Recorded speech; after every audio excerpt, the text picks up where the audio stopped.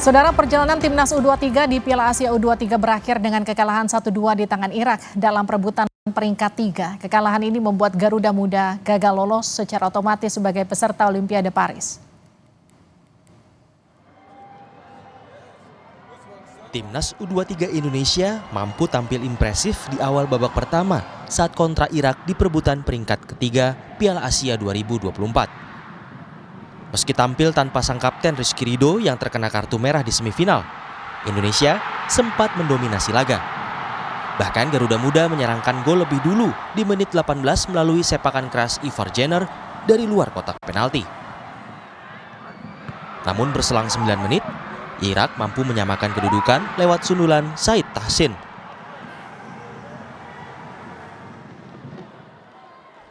Irak menambah 1 gol lagi di babak extra time. Skor 2-1 tak berubah hingga peluit panjang. Irak meraih peringkat 3 sekaligus lolos ke Olimpiade Paris. Sementara Indonesia masih harus melalui babak playoff melawan Guinea untuk memastikan tempat di Olimpiade Paris. Pelatih timnas Shin Tae-yong menegaskan Indonesia masih punya peluang untuk lolos ke Olimpiade lewat playoff melawan Guinea. 이미 올림픽 티켓 바로 따서 축하드리고 우리는 오늘 경기에 많이 아쉽고 그러나 아직 기회는 한번 남아 있고 두 팀 선수 양 팀이 3일을 하기 위해서 엄청나게 열심히 하지 않았나.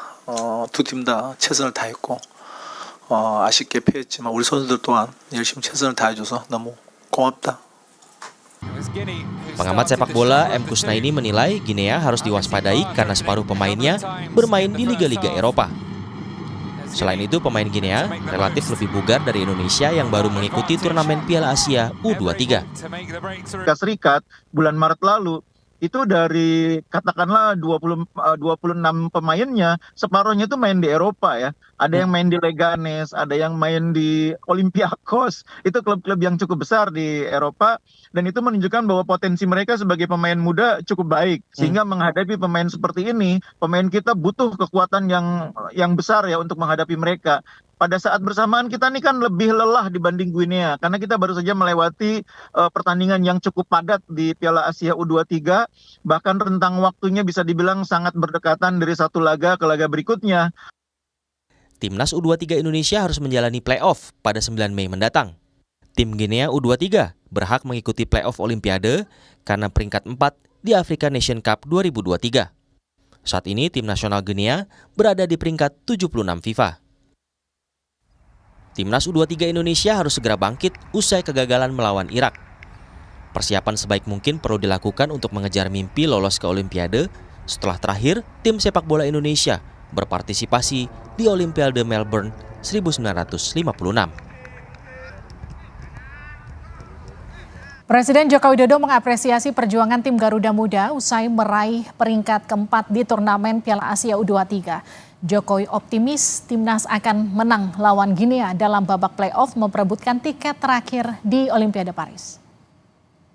Bagus sekali. Semangat sangat bagus sekali. Optimis Pak lawan Guinea. Iya, pokoknya kalau ditanya harapan ke saya pasti menang loh. Harus optimis menang. Nggak ada pesan-pesan lah. Meski mengaku sedih, namun Humaydi, ayah Witan Sulaiman optimis timnas Garuda Muda masih ada harapan ke Olimpiade Paris. Hal ini diungkap Humaydi usai nonton bareng atau nobar bersama warga setempat tak jauh dari tempat tinggal Witan. Meski mengaku kehebatan timnas Irak, Humaydi meyakini tiket terakhir lawan Guinea bisa mengantarkan Garuda Muda ke Olimpiade Paris. Bagus, tapi kita belum rezekinya menang, ya itulah namanya sepak bola. Jadi kita harus tetap mendukung timnas Indonesia. Ya mungkin nanti kalau tidak salah itu putaran 9 lagi mau main lagi, insya Allah nanti itu dapat poin penuh supaya dapat satu tiket ke Olimpiade. Masih ada satu kesempatan tersisa bagi tim Garuda Muda untuk berlaga di Olimpiade Paris lewat playoff lawan tim Afrika Guinea. Tapi yang jadi pertanyaan apa yang harus diperbaiki skuad Sinteyong untuk mewujudkan mimpi itu. Kita akan sapa anggota Exco PSSI Arya Sinulinga dan pengamat sepak bola Anton Sanjoyo. Bang Arya, selamat malam. Bung Joy, selamat malam. Selamat malam, Livi. Saya ke Bang Arya dulu ya, Bung Joy. Bang Arya, jadi seperti apa kondisi pemain setelah kalah lawan Irak semalam? Ya, kondisi pemain pasti ini ya, kalau kita pungkiri kecewa betul ya, saat ini sangat kecewa. Mental juga kita butuhkan untuk dinaikkan lagi ya. Tapi kan kita masih punya peluang untuk di Olimpiade.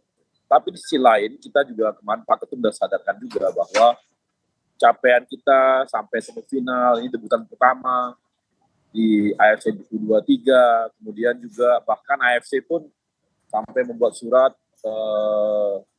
terima kasih dan pujian kepada sepak bola Indonesia yang telah mengantarkan timnasnya sampai seperti sekarang ini. Jadi apapun dikatakan, ini capaian yang jauh dari yang kita perkirakan. Kita kemarin cuma perkirakan sampai 8 besar, itu pun udah berat karena lawannya Yordania dan kawan-kawan Australia gitu ya, dan Qatar tuan rumah, dan sekarang capaiannya sampai semifinal.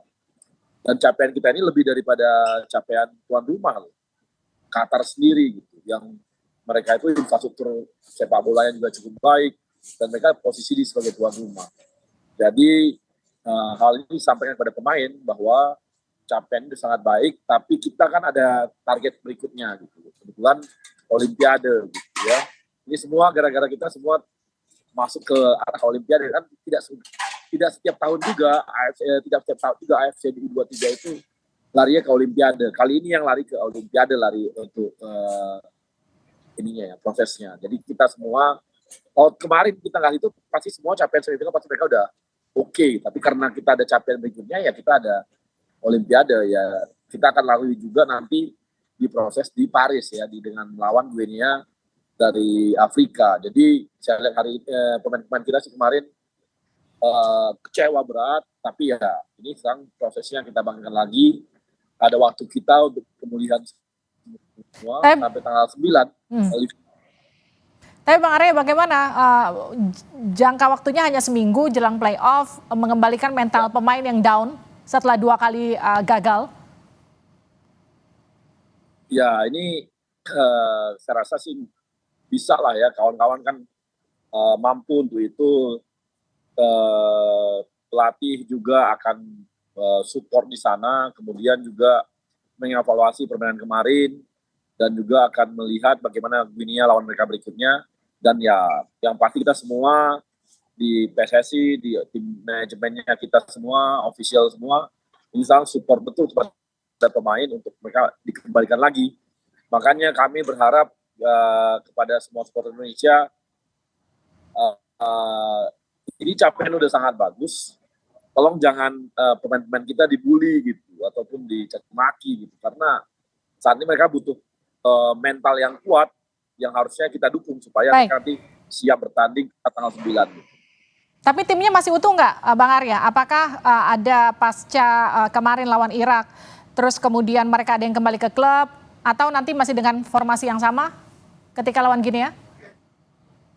Ada yang kembali ke klub, ada yang ada yang ikut ke Paris juga ada. Tapi kita lihat nanti lah. Semoga bahkan nanti ada tambahan-tambahan juga yang kita ambil dari pemain-pemain yang ada yang kita miliki untuk menutupi semua hasil kemarin. Kan kita tahu dari itu ada evaluasi dari pelatih, kita akan tambah pemain juga yang akan dilakukan gitu. Jadi yang pemain sekarang ada yang ke klub, tapi ya kita coba lagi nanti supaya bisa kita mintakan untuk dimainkan di pertandingan di Paris tanggal 9 ini, Mbak. Gitu. Siapa yang kembali ke klub, Bang Arya? Lihat nanti aja.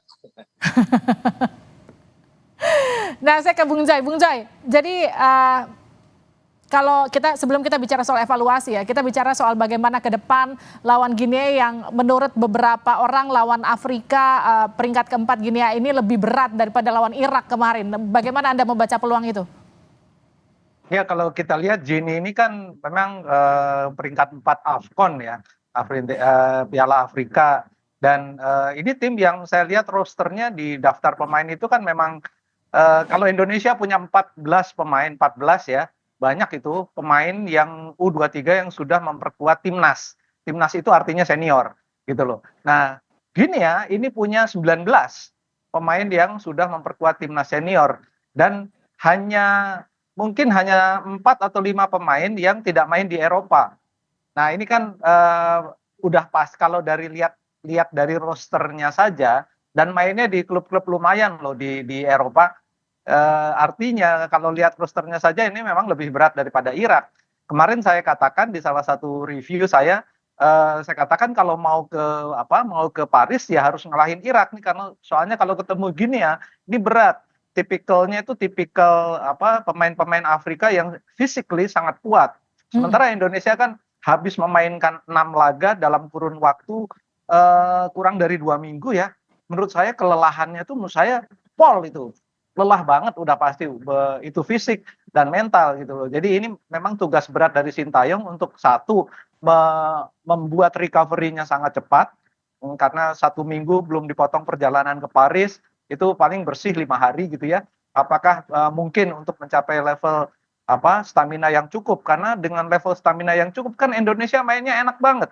Waktu lawan Jordania itu kan Indonesia itu yang paling top lah saya lihat dalam 20 tahun terakhir. Bahkan tim senior sekalipun tidak pernah main sebagus itu gitu loh. Ini kan juga sebetulnya membuktikan hanya dengan 4 pemain naturalisasi Indonesia bisa main dengan level seperti itu gitu kan. Artinya bakat-bakat ya yang di breeding dari domestik ini juga kan sebetulnya mumpuni juga gitu loh.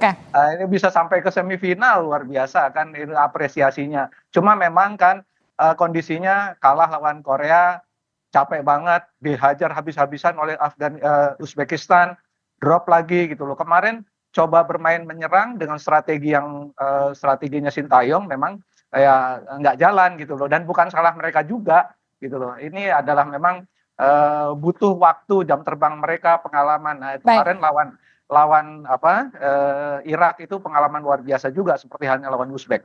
Bung Joy, kalau tadi Bang Arya sempat katakan akan ada sedikit pergantian pemain karena ada beberapa pemain yang harus kembali ke klubnya. Sementara kalau kita lihat kan memang faktanya kemarin beberapa pihak menilai pemain cadangan kita itu dinilai sudah tidak sepadan dengan kualitas pemain inti. Jadi bagaimana nanti? Akankah lebih berat menurut Bung Joy menghadapi Guinea? Saya nggak lihat pemain cadangan kita, menurut saya setara ya. Cuma memang Sintayong sudah punya backbone timnya itu 90% dia nggak pernah ganti. Itu memang saya nggak tahu apakah dia tidak percaya. Tapi kalau saya lihat pemain-pemain yang masuk pengganti oke juga tuh, gitu loh, nggak terlalu mengecewakan ya. Artinya mereka sudah bisa mengejar satu karena kan memang pemain naturalisasi yang ada levelnya sedikit di atas mereka ya. Mereka berusaha sekuat tenaga untuk mengejar levelnya Struijk, mengejar levelnya Hübner, mengejar levelnya Jenner. Ini yang membuat mereka tuh ketarik gitu istilahnya. Nah ini kan positif sekali gitu loh. Jadi pemain cadangan pun kalau diberi kesempatan menurut saya levelnya akan sama juga gitu. Jadi saya tidak melihat ya memang karena jarang dimainkan bagaimanapun juga kan main hanya 10 menit, main hanya 12 menit kan susah untuk ngejar level gitu. Bung Joy, mumpung ada Bang Arya di sini, catatan untuk PSSI agar lebih grass lagi nanti PSSI ke depan. Ya, saya kira khusus saya melihat naturalisasi ini saya tidak anti naturalisasi. Tapi tugas PSSI sebenarnya adalah memang membuat kompetisi di dalam negeri itu menghasilkan pemain-pemain seperti Pratama Arhan, menghasilkan pemain seperti Rizky Ridho yang bisa bersaing dengan pemain-pemain yang didatangkan dari Eropa gitu. Jadi inilah menurut saya challenge-nya ya, tantangannya. Tidak salah melakukan naturalisasi. Di tim senior kan ada mungkin 8 atau 9 pemain naturalisasi. Ya kemarin sampai perempat final di Piala Asia. Sekarang bahkan sampai semifinal gitu loh. Kita tidak bisa langsung lolos saja, masih ada Guinea. Dan hanya dengan 4 pemain naturalisasi. Artinya kualitas kompetisi domestik sebetulnya menjanjikan juga pemain-pemainnya asal dikelola dengan menurut saya dengan lebih profesional kan. Masih banyak kekurangan kan di liga kita. Baik, Bang Arya terakhir meningkatkan kualitas para pemain domestik kita, Bang Arya. Ya kita sepakat gitu ya bahwa misalnya ya kompetisinya kita perbaiki di Liga 1. Pemakaian VAR. VAR itu penting loh. Kemarin itu pemain-pemain kita banyak yang kagok itu. Karena mereka nggak pernah tahu tuh bagaimana VAR. Cheating udah susah sekarang kalau pakai VAR itu. Nah, dengan kita bikin buat VAR, itu kan memperbaiki sebuah sistem juga dalam liga gitu ya. Kemudian itu perbaikan-perbaikan nanti ya youth development ini harus kita bangun. Daerah-daerah akan kita bangun. Sekarang ini Pak Erik ini udah mulai ya masuk ke daerah ya. Dan saya kan diminta ke Sumatera Utara oleh Pak Erik, salah satunya adalah bagaimana menyiapkan program youth development dan menyiapkan kompetisi di daerah yang selama ini nggak hidup. Jujur aja, daerah-daerah itu kompetisinya berasal dari Jakarta, dari federasi. Seperti Suratin, kemudian Liga 3, itu dari Jakarta sebenarnya programnya. Nah, harusnya daerah-daerah itu harus bangun kompetisi di luar yang memang dibuat dari program nasional. Nah, ini yang memang makanya saya kemarin udah mulai nih, kita diminta oleh Pak Erik untuk mulai nih menata, sehingga nantinya program yang dibawa oleh Pak Erik ini bisa dipakai untuk semua daerah juga. Dan itu yang hanya yang dimiliki oleh yang Jawa Timur dan Jawa Barat. Jadi perlulah kita sebar di seluruh Indonesia. Itu benar, saya sepakat banget bahwa kita perlu bangun, jangan jadi kita bikin anti atau anti, tapi ya kita bangun sepak bola kita juga dari bawah. Terima kasih Bang Arya, terima kasih Bung Joy sudah bergabung di Sapa Indonesia Malam. Sehat-sehat selalu. Sama-sama.